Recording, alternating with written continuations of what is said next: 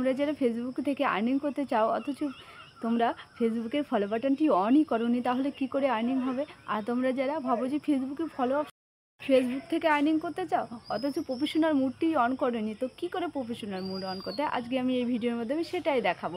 তো চলো professional mood কি করে অন করে সেটা দেখায়, তার সঙ্গে সঙ্গে ফলো বাটন কি করে ফেসবুকে অন করে ওটাও তোমরা বুঝে যাবে কি করে ফলো বাটন অন করে। ফলো বাটন আর প্রফেশনাল মুড একই সঙ্গে, একটা অপশন অন করলেই দুটোই একই কাজ করবে।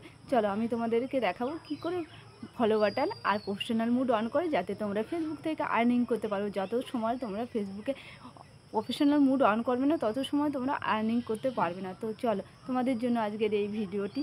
তো সবার প্রথমে দেখো আমি ফেসবুক অ্যাপটি অন করে নিয়েছি। অ্যাপটি অন করার পর নিজের যে প্রোফাইলের লোগো আছে তার উপরে ক্লিক করলাম। তো ক্লিক করার পরে দেখো এখানে এসছে যে থ্রি ডট, এখানে থ্রি ডট আছে, থ্রি ডটে ক্লিক করলাম। তো থ্রি ডটে ক্লিক করার পরে অটোমেটিক অনেকগুলো অপশন দিয়ে দিয়েছে। অপশনগুলোর ভিতরে দেখো এখানে প্রফেশনাল মুড অফ লেখা আছে।